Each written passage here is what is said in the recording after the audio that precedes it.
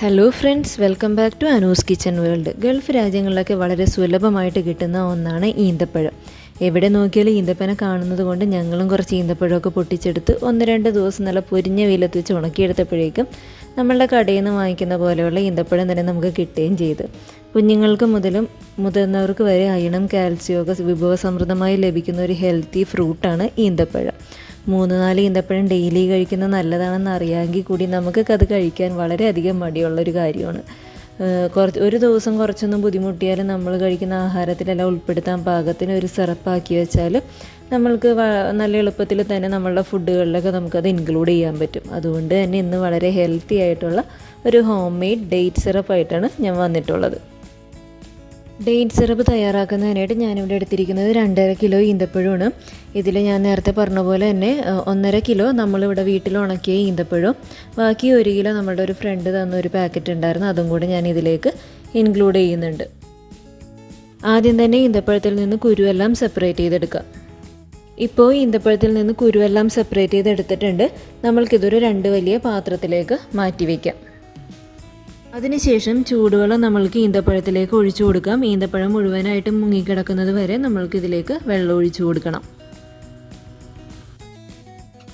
അതിനുശേഷം നന്നായിട്ട് മിക്സ് ചെയ്ത് കൊടുത്തതിന് ശേഷം നമ്മൾക്കൊരു 3-4 മണിക്കൂർ ഇതൊന്ന് മാറ്റി വയ്ക്കണം. ഈ സമയം ഈന്തപ്പഴം നന്നായിട്ട് സോഫ്റ്റായിട്ട് വരുന്നതിന് വേണ്ടിയിട്ടാണ് നമ്മളിതിലേക്ക് ചൂടുവെള്ളം ഒഴിച്ചു കൊടുക്കുന്നത്.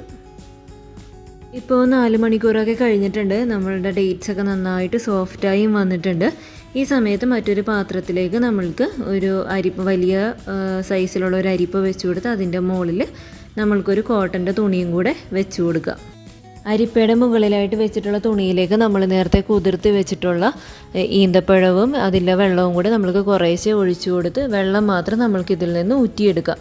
ഈ ഒരു പ്രോസസ്സ് എടുക്കുന്ന സമയത്ത് വീഡിയോ ഓൺ ചെയ്യാൻ മറന്നുപോയി, അതുകൊണ്ടാണ് ആ ഒരു വീഡിയോ മാത്രം ഇതിലില്ലാത്തത്. ഇപ്പോൾ ഡേറ്റ്സിൻ്റെ സത്തെല്ലാം നമ്മൾ ഊറ്റിയെടുത്തിട്ടുണ്ട്. ഇതിൽ നിന്ന് വരുന്ന വെള്ളം മാത്രമാണ് നമ്മൾക്ക് ഡേറ്റ് സിറപ്പ് ഉണ്ടാക്കാനായിട്ട് നമ്മൾ യൂസ് ചെയ്യുന്നത്. ബാക്കിയുള്ളതെല്ലാം കുറച്ചധികം വേസ്റ്റ് ഉണ്ടാവും, അത് നമ്മൾക്ക് വേറൊന്നും ചെയ്യാൻ പറ്റില്ല, അതുകൊണ്ട് നമ്മളത് കളയാണ് പതിവ്.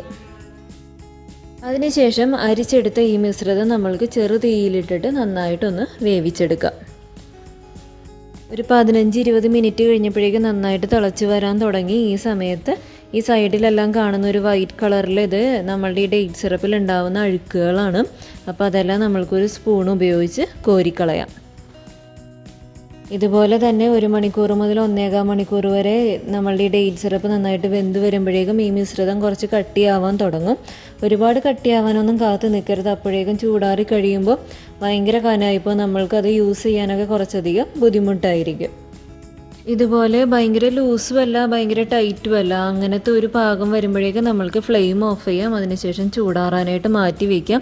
ചൂടാറി കഴിയുമ്പോഴേക്കും ഇതിനെല്ലാം കുറച്ചധികം കൂടെ കട്ടിയാകും. അപ്പോൾ ആ ഒരു പരുവം കൂടെ മനസ്സിൽ കരുതിയിട്ട് വേണം നമ്മൾ ഫ്ലെയിം ഓഫ് ചെയ്യാനായിട്ട്. അതിനുശേഷം നന്നായിട്ട് ചൂടാറി കഴിഞ്ഞതിന് ശേഷം നമ്മൾക്കൊരു ഗ്ലാസ് ബോട്ടിൽ എടുത്ത് വെച്ചിട്ട് ഫ്രിഡ്ജിൽ എടുത്ത് വെച്ച് കഴിഞ്ഞാൽ ഒരുപാട് നാൾ ഈ ഒരു ഡേറ്റ് സിറപ്പ് കേടുകൂടാതെ ഇരിക്കും.